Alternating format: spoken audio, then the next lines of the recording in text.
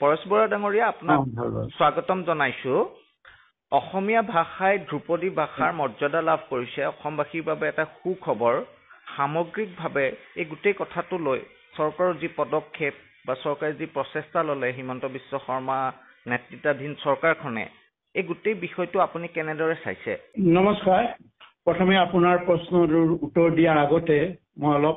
অতীতলৈ অলপ মানে ৰিনিকিয়াই চাবলৈ বিচাৰিছো। প্ৰথম কথাটো হৈছে এই চৰকাৰখনৰ কথা যেতিয়া কৈছে, এই চৰকাৰখনৰ উল্লেখযোগ্য আৰু তিনিটা দিশ আছিল বা তিনিটা বিষয় আছিল। এই বিষয়কেইটা যদি নকওঁ তেতিয়াহ'লে হয়তো মোৰ উত্তৰটো আধাৰুৱা ৰৈ যাব, আৰু সেইকাৰণে মই বাকী তিনিটা বিষয়ৰ ওপৰতো সাঙুৰি মই ক'বলৈ ওলাইছো। প্ৰথম, আপোনালোকে নিশ্চয় জানে 2022 চনৰ 24 নৱেম্বৰত যিটো অসমতে নহয় ঔপনিৱেশিক ভাৰত ৰাষ্ট্ৰটো যিটো লাচিত দিৱস বা লাচিত জন্ম জয়ন্তী পালন কৰা হৈছিলে, সেইটো এটা ডাঙৰ উদ্যোগ লৈছিলে আৰু সুন্দৰ উদ্যোগ হৈছে। যিহেতু নেকি এটা জাতি বুলি ক'বলৈ হ'লে প্ৰথম বুৰঞ্জীটো আহিবই লাগে। বুৰঞ্জী এই অৰ্গেনটো নাথাকিলে এটা জাতি কেতিয়াও এটা সম্পূৰ্ণ এটা জাতি হ'ব নোৱাৰে। আৰু এই যে আমাৰ পূৰ্বপুৰুষৰ যি বীৰ বীৰাংগনাসকল আছে, সেইসকল হয়তো উপনিৱেশ ভাৰত ৰাষ্ট্ৰৰ 90% মানুহেই নেজানে, অজ্ঞত হৈ আছিলে। আৰু যিটো 2022-ৰ 24 নৱেম্বৰত যি ধৰণে লাচিত জয়ন্তী অসমৰ বাদেও বা বিভিন্ন প্ৰান্তত বিভিন্ন দেশে বিদেশে ইয়াক পালন কৰা হৈছিল। আৰু এই যিটো উদ্যোগ লৈছিল মানে বৰ্তমান চৰকাৰখনেই লৈছিল, বৰ্তমান চৰকাৰ বিজেপি চৰকাৰখনেই লৈছিল। আৰু এই উদ্যোগটোক আমি তেতিয়াও কৈছিলো এটা খুব সুন্দৰ উদ্যোগ হৈছে, আৰু এই উদ্যোগটোক আমি সকলোৱে সন্মান জনাব লাগিব। এইটোতো আমাৰ বিশেষকৈ মহাবীৰ লাচিত বৰফুকনৰ যিটো জন্ম জয়ন্তী দিৱস মানে উদযাপন কৰা হৈছিলে, এইটোৰ কাৰণে আমি খুবেই গৌৰৱান্বিত হৈছিলো। আৰু এই গৌৰৱান্বিত ক্ৰেডিটটো যিসকলে লৈছিলে সেই সময়ত, বিশেষকৈ মই অসমৰ মুখ্যমন্ত্ৰী গৰাকীয়ে এইকাৰণে মই ক্ৰেডিটটো বা তেখেতক কৃতজ্ঞতা জনাবলৈ বিচাৰিছিলো, আৰু মই কৃতজ্ঞতা জ্ঞাপনো কৰিছিলো। যিহেতু নেকি বুৰঞ্জী আমাৰ এটা বুৰঞ্জী হৈছে আমাৰ মূৰ, এটা জাতিৰ এটা মূৰ বা হিৰ বুলি কয়, এইটো হিৰ বুলি কয়। আৰু ইয়াত এই এটা মূৰ নাথাকিলে কেতিয়া জাতি মানে জাতি বুলি পৰিচয় দিব নোৱাৰে। তাৰপিছতে এতিয়া ধৰক সেইটো কাৰণেতো আমি বিজেপি চৰকাৰ বুলি নহয়, বিশেষকৈ গোটেই বিষয়টো বিজেপি চৰকাৰ মুৰব্বীগৰাকীয়ে ওতঃপ্ৰোতভাৱে উদ্যোগটো লৈছিলে, আৰু আমি সেইটো প্ৰথম তেখেতক সেইটো কৃতজ্ঞতা দিছো। লগতে বিজেপি চৰকাৰকো দিবই লাগিব, যিহেতু বিজেপি চৰকাৰখন নেতৃত্ব দিছে যেতিয়া ক্ৰেডিট অট'মেটিকেলি হয়তো বিজেপি চৰকাৰলৈ যাবই। সেইটো কাৰণে ইয়াতে কোনো মানে বেলেগ বা কোনো ধৰণৰ ইয়াতে মানে ভেদাভেদ থাকিব নালাগে। ইয়াত কোনো ধৰণৰ অন্য পথত যাতে নিনিয়ে কথাটো। দ্বিতীয় কথাটোলৈ মই আহোঁ, সেইটো এটা পৃথিৱীয়ে কিন্তু বিশ্ব সমাজে জানে, বিশ্ব সমাজক জনাই দিলে আমাৰ মহাবীৰ লাচিত বৰফুকনৰ কথা। সেইটো আমি গৌৰৱান্বিত হৈছো। গৌৰৱান্বিত হোৱাৰ কথা জাতিৰ লগত জড়িত আছে, যেতিয়া জাতিৰ মহানায়কৰ বিষয়টো জন্ম জয়ন্তী এই ধৰণে উদযাপন কৰা হৈছে, প্ৰতি বছৰ কৰিব, তাক লৈ আমিতো আৰু গৌৰৱান্বিত নোহোৱাৰ কোনো কাৰণেই নহয়। দ্বিতীয় কথাটোলৈ আহোঁ, 23 চনৰ এইটো হৈছে 13 এপ্ৰিল যিটো ৱৰ্ল্ড ৰেকৰ্ডত মানে ৰেকৰ্ড কৰিবলৈ সক্ষম হৈছিলে। কিহৰ কাৰণে? আমাৰ আমি আগতে কৈছো এটা জাতি যিটো নেকি বুৰঞ্জী, ভাষা, সংস্কৃতি এইকেইটাইতো মূৰ একেবাৰে মূৰ, আমাৰ মেইন মূৰ। এটা জাতিৰ মূৰটো হৈছে এইকেইটা থাকিবই লাগিব, তেতিয়া জাতি হয়। মুখ নাথাকিলে, মূৰ নাথাকিলে তেতিয়াহ'লে এইটো জাতি বুলি কেতিয়াও পৰিচয় নেপায়। আৰু সেইটো কৈছো যিটো নেকি আমাৰ সংস্কৃতিৰ বিষয়ে যিটো উদ্যোগ ল'লে, বিশেষকৈ আমাৰ 10,000ৰো অধিক বিহুৱতী, ঢুলীয়া বা নাচনী সকলো একত্ৰিত মানে বিহু কি কয় নৃত্য বা বিহু নাচ যিটো প্ৰদৰ্শন কৰিলে। আৰু সেইটো কাৰণেই যে মানে ৱৰ্ল্ড গিনিছ বুক ৰেকৰ্ডত মানে সন্নিৱিষ্ট কৰিবলৈ সক্ষম হ'ল। আৰু এটা আমাৰ বিশেষকৈ সাংস্কৃতিক এইটো এটা খুবেই ডাঙৰ এচিভমেণ্ট বুলি ভাবোঁ আমি। সেইটো কাৰণে আমি খুবেই আনন্দিত হৈছিলোঁ, আৰু আমি বিশ্বভাগীও কৰিব পাৰে য'তেই যাওঁ আমি দেখোন আমাৰ এটা কালচাৰ আছে আমাৰ ইমান বিহু সংস্কৃতি আছে এই বিহু সংস্কৃতিটো আমাৰ বিহু উৎসৱ কিমান কালাৰফুল কিমান ৰং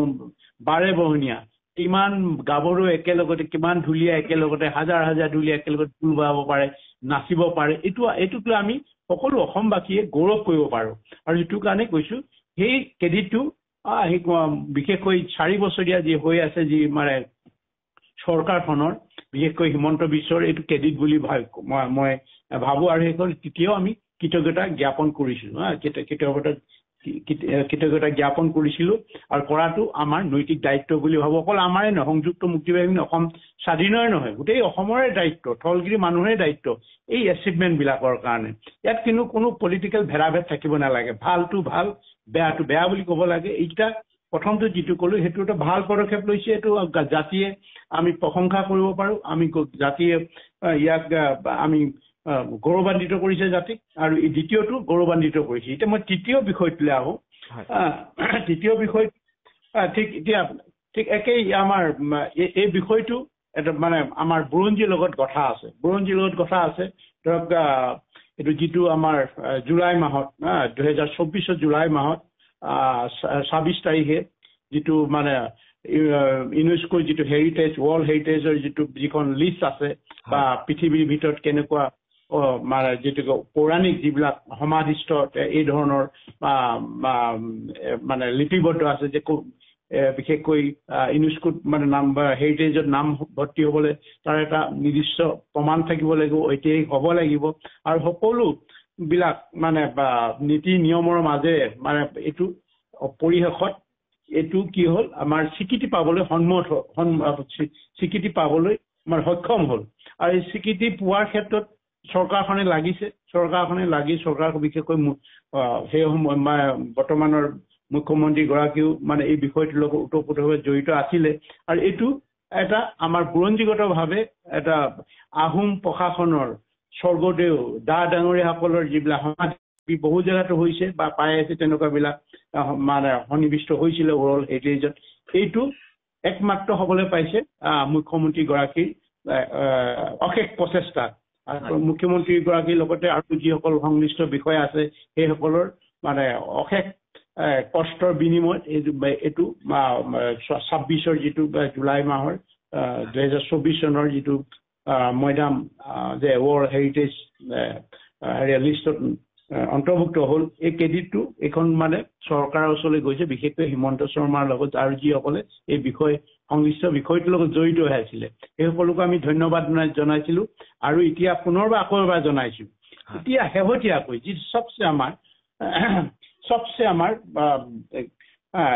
মানে যিটো আনন্দৰ কথা এটা ভাষাৰ আমাৰ বিশেষকৈ যোৱা পৰহি যিটো মানে আমি স্বীকৃতি পোৱা হৈছে আমাৰ বিশেষকৈ ভাষাৰ ক্ষেত্ৰত মানে ভাষালৈ আমাৰ মাজত সদায় সংশয় এটা সোমাই আছিলে বিশেষকৈ থলগিৰি মানুহৰ মাজত অসমীয়া ভাষা লোপ পাব নেকি অসমীয়া ভাষা কি হ'ব ইয়াতে আমি পাৰিম না ক'বৰ কাৰণে বা ইয়াত থাকিব নাথাকে এটা সংশয় ভাৱ আছিলে কিন্তু যোৱা পৰহি যি ধৰণে যে অসমীয়া ভাষাটো বা এইটো হৈছে অতি পুৰণি ভাষা এইটো অতি মানে বা ইয়াৰ বিজ্ঞানসন্মতভাৱে সকলো উপাদান আছে এইটো যে ক্লাছিকেল লেংগুৱেজ বুলি কোৱাৰ এই সকলোখিনি চালি যায় ইচাৰে যিয়ে নিদিয়ক লাগে যিখিনি যিহেতু এখন উপনিবেশিক ৰাষ্ট্ৰ হ'লেও মানিবলৈ বাধ্য হৈছে যে এইটো এটা ক্লাছিকেল অসমীয়া ভাষাটো ক্লাছিকেল লেংগুৱেজ এটা পৌৰাণিক ভাষা ইয়াৰ মানে বিজ্ঞানসন্মতভাৱে সকলো উপাদান আছে আৰু সেইটো অৱশেষত মানি লৈছে এইটো আমাৰ অসমৰ মানুহৰ জয় হৈছে অসমৰ মানুহৰ কাৰণে গৌৰৱ কৰি আনিছে কোনে অনা নাই এইটো ডাঙৰ কথা নহয় এই ভাষাৰ লগত যুগান্তৰ ধৰি আমাৰ প্ৰাক ঐতিহাসিক যুগৰ পৰা এই ভাষাটো যে আছিলে বা সেই সময়তো আমাৰ যিসকল পূৰ্বপুৰুষে ভাষাৰ সংস্কৃতিৰ ওপৰত অহৰহ মানে বহু অৱদান ৰাখি গৈছে বা তাৰ পৰৱৰ্তীটো ৰাখি গৈছে সকলো পুৰোধা ব্যক্তিসকললৈ আমি আমাৰ আন্তৰিক শ্ৰদ্ধা জনাইছোঁ কৃতজ্ঞতা জনাইছোঁ আৰু স্মৰণ কৰিছোঁ লগতে আজি যিখন চৰকাৰ আছে বা বৰ্তমান ব্ৰতী আছে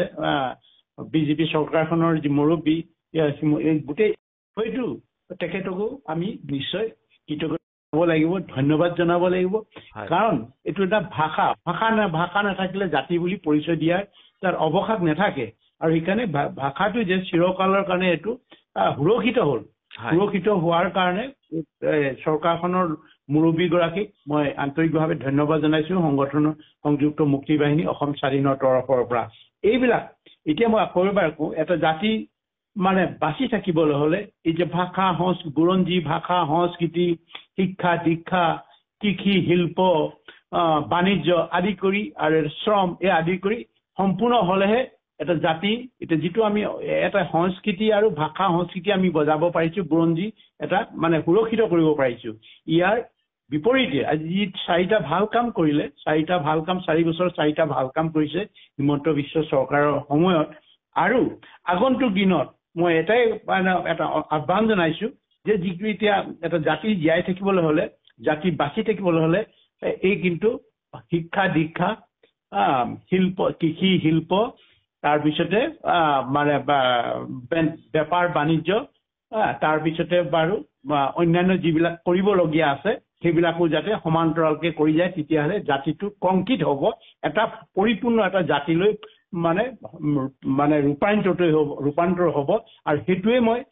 ৰাজনৈতিক নেতাবিলাকৰ পৰা, যিকোনো দলৰ ৰাজনৈতিক নেতাবিলাকৰ মনোভাৱ এইটো হোৱাটো মই পোষণ কৰিছো। আৰু এইটো কৰিবৰ কাৰণে যত্ননাস্তি চলাব লাগিব বুলি মই তেখেতসকলে আহ্বান জনাইছো। যি দলই নহওক লাগে, যি দলই চৰকাৰ নহওক লাগে, আজি যিখিনি কৰিলে আৰু যিখিনি কৰিবলৈ আছে বা কৰি এটা পূৰ্ণাংগ জাতি হ'ব, যে সম্পূৰ্ণৰ পৰা এটা জাতিলৈ পৰিণত হ'ব, এই জাতিক কোনো ক্ষয় নিয়াব নোৱাৰে। এই কাৰণে বাকী যিকেইটা মই কৈছো যে শিক্ষা, দীক্ষা, মানে শিল্প, বাণিজ্য বা খেতি, মানে কি কয় কৃষি, আৰু লগতে অন্যান্য যিবিলাক লাগে এটা জাতি হিচাপে, সেইখিনি যাতে সকলো ৰাজনৈতিক নেতা বা মানে যি দলৰে নহওক সিহঁতি চলাব লাগিব সুদূৰ ভৱিষ্যতৰ কাৰণে, এটা জাতি কংক্ৰিট জাতি বনাবৰ কাৰণে। হয়, মই আন এটা প্ৰশ্ন কৰিব বিচাৰিছো। মুখ্যমন্ত্ৰী ডক্টৰ হিমন্ত বিশ্ব শৰ্মাৰ নেতৃত্বত শেহতীয়াকৈ আমি দেখিবলৈ পালো এইখিনি সফলতাই নহয়, বহুখিনি উন্নয়নৰ দিশত অসমখন আগুৱাইছে। এনে প্ৰেক্ষাপটত আপোনাক যিহেতু এটা আলোচনাৰ বিষয়লৈ আমন্ত্ৰণ জনাইছে যে যদি সম্ভৱ হয় আপোনালোকৰ সৈতে আলোচনা কৰি পেলাই শান্তিপূৰ্ণ অসমখন স্থাপন কৰাৰ ক্ষেত্ৰত মুখ্যমন্ত্ৰীগৰাকীয়ে বিভিন্ন সময়ত এটা উদ্যোগ লৈছে। এই কথাটোত যদি কিবা কাৰণত আপোনালোকৰ লগত আলোচনা হয়, তেতিয়া আপোনালোকে মূল খুঁটি যিটো সাধাৰণতে কোৱা হয়, মানে আলোচনাৰ দিশতে আপোনালোকে গোটেই বিষয়টো মীমাংসা কৰিব নেকি? নহয়, এতিয়া আপুনি যিটো প্ৰশ্ন কৰিছে ইয়াতে বহু এটা বিষয় মানে উজ্জ্বল হৈ আছে। উজ্জ্বল হৈ থাকিলে ধৰক আপুনি সেই তাক উজ্জ্বল হৈ থাকে, তাক মোকলাই নিদিলে মানুহে ভুল বুজিব পাৰে। আলোচনা আমি কি কৈছো, আমি বুৰঞ্জী প্ৰসিদ্ধ এটা বিষয়ৰ ওপৰত কৈছো। সেইকাৰণে জাতি আমি যিহেতু বুৰঞ্জী আছে, আৰু তেখেতেতো যিটো লাচিত জয়ন্তী কিহৰ কাৰণে পাতিছে, কিহৰ কাৰণে উদযাপন কৰিব লগা হৈছে, ভাষা সংস্কৃতি আজি কিহৰ কাৰণে কৰিব লাগিছিল, এই যে মানে শ বছৰীয়া যিসকল আমাৰ স্বৰ্গদেউসকলৰ মৈদামবিলাক কিয় আজি ৱৰ্ল্ড হেৰিটেজ তাতে সন্নিৱিষ্ট হৈছে, এই কথাবিলাকৰ ওপৰত দাঙি চাইছে বোলে আমাৰ যেতিয়ালৈকে ভাৰতে মানে এই বিষয়বিলাকৰ ওপৰত মানে গুৰুত্ব প্ৰদান নকৰি বা তথাকথিত জাষ্ট মানে এটা কি কয় এইটো এটা পেন ফাটিছে আৰু ফটা পেন এটাকে বাৰে বাৰে চিলাই থাকিলেতো নহ'ব। চিলাই থকাৰ দৰে থাকিলে আমাৰ নতুন ৰূপ দিব লাগিব। নতুন ৰূপটো পাবলৈ হ'লে আমাৰ মেইন বুৰঞ্জীগত যিটো ৰাজনৈতিক অধিকাৰৰ ওপৰত কথাটো পাতিব লাগিব। ৰাজনীতিৰ ওপৰত কথা নপতাকে বা পাতিম বুলি নোকোৱাকে আমি কিহৰ কাৰণে যাম? আমি বাৰে বাৰে কৈছো, আজি আমি ভাষাটোৰ ওপৰত কিয় গুৰুত্ব দি আছে? জাতি বাচি থাকিব লাগিব, জাতি বাচি থাকিব। এইটো অকল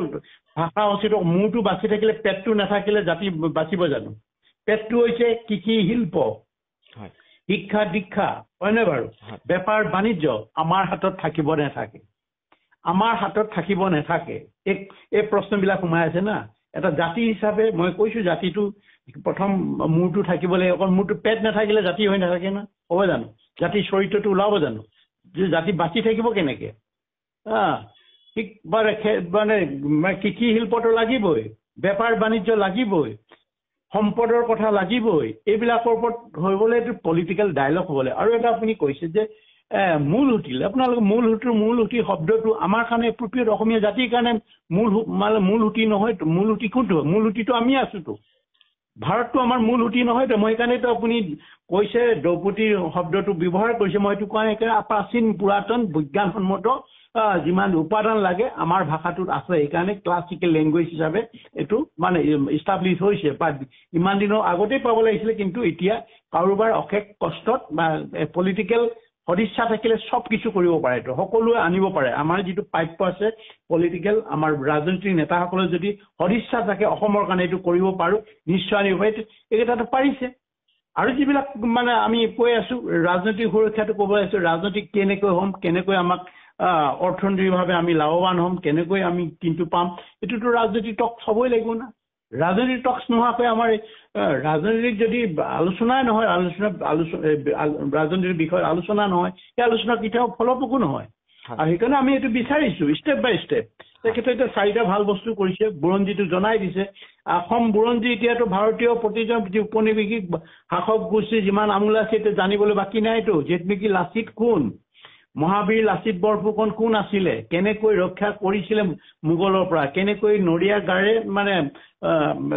যুঁজত নামি পৰিছিলে এই ব্যাখ্যাবিলাক আছেতো এনেকুৱা এটা পৰাক্ৰমী জাতিক হেৰুৱাই এটা জাতি মানে অসম মোগলৰ পৰা ৰক্ষা কৰা হৈছিলে আৰু ইমান উজ্জ্বল বুৰঞ্জী থকাৰ পিছত আমাৰ পলিটিকেল হিষ্ট্ৰীৰ ওপৰত কিয় কথা নাপাতিব সেইটো এটা কথা আছে না সেইটো জনা প্ৰয়োজন আছে অসমৰ মানুহে ৰাজনৈতিক নেতাসকলো জনা প্ৰয়োজন আছে সেইকাৰণে কৈছোঁ এই বিষয়টো যদি ৰাজনৈতিক বিষয়ে আলোচনা হয় ৰাজনৈতিক বিষয় আমি আমাৰ ইছ্যুটো হৈছে ৰাজনৈতিকভাৱে আমি এইটো হেৰি কৰিছোঁ হয়নে বাৰু এইটোতে আমাৰ কণ্টেক্সুৱেলিটি আছে এইটো প্ৰাসংগিকতা আছে we have a full of contextual to discuss regarding that sovereignty of Assam independence sovereignty of Assam ওপৰত আমি কথা পতাৰ আহি আছে আমাৰ প্ৰাসংগিকতা আছে আমিতো ইয়াৰ প্ৰাসংগিকতা নথকাৰ কথা কোৱা নাইতো আৰু প্ৰাসংগিকতা আছে কাৰণেতো এই বুৰঞ্জী কথাটো কৈছোঁ ভাষা ওলাইছে আমাৰ ভাষা প্ৰাচীনতম ভাষা বুৰঞ্জীৰ একেবাৰে বা গৌৰৱ উজ্জ্বল অধ্যায়বিলাক আছে সেইবিলাক ভাৰতৰে নাই ভাৰতৰ তেনেকুৱা লাচিত বৰফুকনৰ নিচিনা কোনটো তেনেকুৱা কোন বুৰঞ্জী আছে মোগলক পৰাস্ত কৰাৰ বৰ্ষত আছে নে কোনে ভাৰত বেংগললৈকে নাইতো অসমত আছে এনেকুৱা এটা ৰাজনৈতিক বুৰঞ্জী থকাৰ পিছতো য'ত নেকি সাৰ্বভৌম স্বাধীন অসমৰ ৰক্ষাৰ কাৰণে মোগলৰ 17 বাৰ মোগলৰ লগত যুদ্ধ কৰিব লগা পৰিছিলে এই যুদ্ধটো মোগল পৰাস্ত হৈছে এইটো বুৰঞ্জীটো লাগে নেকি এই বুৰঞ্জীটো কিয় সন্মান নিদিয়ে এই সন্মানৰ কিয় কথা নাপাতে আমাৰ লগত এই কথাটো অসমৰ মানুহে আৰু ৰাজনৈতিক নেতাসকলো জানিব লাগে আৰু এইকাৰণে বুৰঞ্জীটো ইমান শক্তিশালীকৈ যে ওলাইছে তাৰ কাৰণে আকৌ হিমন্ত বিশ্ব শৰ্মাডঙে মই ধন্যবাদ দিছোঁ ব্যক্তিগতভাৱে সংযুক্ত মুক্তি বাহিনী অসম স্বাধীন হয় যিটো নেকি বুৰঞ্জীটো ইষ্টাব্লিছ কৰিব পাৰিছে আৰু ইষ্টাব্লিছটো অকল কৰাই নহয় ভাৰতীয়সকলে জনাৰ প্ৰয়োজন আছে এতিয়া ভাৰতীয়সকলে জনা আমাৰ বুৰঞ্জী কেনেকুৱা ভাষা কিমান দিনীয়া ভাষা বুৰঞ্জী কিমান শক্তিশালী বুৰঞ্জী কিয় আমাক ডিউ ৰেচপেক্টটো দিয়া নাই আজি মানে প্ৰায় 76 ইয়াৰ্ছ আমাকতো তেনেকৈ চোৱা নাইতো তেনেকৈ আমাক মানে সন্মান দিয়া নাই এইকাৰণে এই বিষয়টো ৰাজনৈতিকভাৱে আলোচনা হ'বই লাগিব আৰু এইকাৰণে আমি কেতিয়াও মূল সুঁতি নহয়তো মূল সুঁতি কোনটো ইণ্ডিয়া মূল সুঁতি আমাৰ নেকি আমি অসমীয়া ভাষা আছে আমাৰ বুৰঞ্জী আছে আমাৰ সম্পদ আছে আমাৰ চবেই আছে আমাৰ আমি কেনেকৈ ভাৰতীয় গংগা আমাৰ মূল সুঁতি নহয়তো গংগা যমুনা আমাৰ ব্ৰহ্মপুত্ৰ হয় ব্ৰহ্মপুত্ৰ কোনো কালেই ভাৰতৰ লগত মিলা নাই ক'ত মিলিছে ভাৰতৰ লগত মিলিছে জানো ব্ৰহ্মপুত্ৰ হয় আমাৰ ব্ৰহ্মপুত্ৰ ভাৰতৰ লগত মিলা নাই তাহানিৰ পৰা ভাৰতৰ লগত মিলা নাই আজি পৰ্যন্ত নিমিলে সেইকাৰণে পলিটিকেল এটা চলিউশ্যন লাগিব কেনেকৈ কৰে এই কথাটো মানে একেবাৰে সঁচা কথা আৰু আলোচনা হ'ব লাগিলে আমাৰ যিটো আমি কৈছোঁ বুৰঞ্জীগত ৰাজনৈতিক অধিকাৰৰ ওপৰত আলোচনা হ'ব লাগিব এইটোতো আমি এইকাৰণে মানে দুটা আমি এই বিষয়বস্তু আমি সন্মান কিয় জনাইছোঁ সন্মান এইকাৰণে জনাইছোঁ এটা জাতিক ভাষাত কংক্ৰিট ভাষা এটা স্বীকৃতিপ্ৰাপ্ত এটা ভাষা হ'ব লাগিব এই স্বীকৃতিপ্ৰাপ্তটো হৈছে ভাষা এইটো হ'বই লাগিব বুৰঞ্জীটোতো আমাৰ গৌৰৱ উজ্জ্বল বুৰঞ্জী কোনো পধ্যেই তাতে সব ফেক্ট আছে ৰিটেন আছে চব আছে ডেট আদি কৰি একদম সম্পূৰ্ণ আছে আমাৰ চবেই আছে এই কথাটো কিয় পলিটিকেলি আলোচনা কৰিব নোৱাৰে পলিটিকেল আলোচনা কৰক তেতিয়াহ'লে আৰু মূল সুঁতি ইয়াৰ বিষয়টো আহিব নোৱাৰে ব্ৰহ্মপুত্ৰ কোনোদিন গংগাৰ লগত চামিল হোৱা নাই গংগা যমুনা আমাৰ অঞ্চলত গংগা ক'ৰবাত মহাসাগৰত লগ হোৱাটো বেলেগ কথা এইটো মহাসাগৰ বেলেগ কথা পৃথিৱীখনেতো তেনেকৈ মহাসাগৰ একেটা হেৰিয়তে মিলন হৈছে এইটো কোনো ডাঙৰ কথা নহয় কিন্তু কথা হ'ল আমাৰ এই বিষয়টোৰ আলোচনা একপত্ৰ আছে আমি কিন্তু যিটো আমি পলিটিকেল বুৰঞ্জীগত যিটো আমাৰ অধিকাৰ আছে সেই অধিকাৰৰ ওপৰত আলোচনা হ'ব লাগিব সেইটোৰ ওপৰত আলোচনা হ'লে আমাৰ বাধা নাই আমি কোনো আলোচনা বিৰোধী নহয় আগতো কৈছোঁ আৰু আগেয়ে কৈছোঁ যি দললৈ নাহক লাগে ভাল কামত আমি ভাল বুলি ক'ম বেয়া কামত বেয়া বুলি ক'ম আমাৰ এইটো নৈতিক দায়িত্ব আছে আমেৰিকাৰে এইটো ভাল 4টা ভাল কাম কৰিছিলে 4 বছৰত এই 4টা ভাল কাম হৈছে বুলি কৈছোঁ আৰু এইটো বহুত বেয়া কাম আছে মই বেয়া কামত সদায় বেয়া কামত মানে ৰাইজে কওক যিবিলাক বেয়া কাম কৰি আছে বেয়া কাম জনগণৰ এইবোৰ স্বাৰ্থ থাকিব তাৰ স্বাৰ্থ ক্ষুণ্ণ হৈছে সেইবিলাক বেয়া বুলি কোৱাটো স্বাভাৱিক আমি তাতে গণ আন্দোলন কৰা নাই এইটো হয়নে বাৰু আমাৰতো বেলেগ আমাৰ যিসকলে সদায় নিজৰ অসম মানে মাতৃভূমিত থাকি যিসকলে এখন ৰাষ্ট্ৰৰ পৰা যিখিনি আশা কৰে এখন দেশৰ পৰা যিটো আশা কৰে সেইখিনি পোৱা নাই সেইটো কাৰণে কোনোবাই হয়তো ক'ব পাৰে সেই লাইনত আমি নাই সেই লাইনত আমি কৈছোঁ যিটো বুৰঞ্জীগতৰ বিষয়ত জড়িত আছে ভাষা সংস্কৃতি জড়িত আছে অন্যান্য বিষয় এই 4টা বিষয়ত আমি ইতিমধ্যে ভাল কাম কৰিছে মানে ইয়াৰ গোটেইখিনি যে মুখ্যমন্ত্ৰী হৈখিনি আগবাঢ়ি গৈছে আগৰ কোনো এজন মুখ্যমন্ত্ৰী এইটো কৰিব পৰা নাছিলে এনেকুৱা ধৰণৰ 4টা বছৰ শেষ হৈ ভাষা সংস্কৃতিৰ লগত জড়িত বুৰঞ্জী ভাষা সংস্কৃতিৰ লগত জড়িত এই বিষয়বিলাক তেনেকৈ আগভাগ দিব পৰা নাছিলে এতিয়া 4 বছৰ দিছে সেইকাৰণে আমি ধন্যবাদো দিছোঁ ইয়াতো মানে অন্য আমাৰ কোনো পলিটিকেল উদ্দেশ্য নাই এই কামকেইটা যদি কংগ্ৰেছেও কৰিলেহেঁতেন AJPও কৰিলেহেঁতেন আমি ধন্যবাদ দিলোহেঁতেন কোনো তাতো আমি টিপনালি নকৰিলোহেঁতেন সেইকাৰণে আমাৰ পৰা স্পষ্টকৈ আপোনাক জনাই দিছোঁ আমাৰ কোনো ধৰণৰ কাকো তোষামোদ কৰিবৰ কাৰণে কোৱা নাই আমি অন্তৰৰ পৰা কৈছোঁ হৃদয়ৰ পৰা কৈছোঁ জাতিটোৰ এই 4টা মানে ভাষা সংস্কৃতি বা বুৰঞ্জীৰ যিটো আমাৰ সুৰক্ষিত বা এইটো বিশ্ববাসীক জনাই দিবলৈ সক্ষম হৈছে এইটো কাৰণে পুনৰবাৰ মানে ধন্যবাদ জনাইছোঁ পৰেশ বৰা ডাঙৰীয়া আপুনি বহু সময় দিলে আমাক সত্য দা ট্ৰুথক আপোনাক আমাৰ ফালৰ পৰা আন্তৰিক ধন্যবাদ জ্ঞাপন কৰিছোঁ সত্য প্ৰতিষ্ঠানৰ লগত জড়িত থকা আপোনাৰ সহযোদ্ধা হওক বা অগ্ৰজ হওক সকলোলৈ মোৰ আন্তৰিক ধন্যবাদ আৰু শ্ৰদ্ধা জনাইছোঁ ধন্যবাদ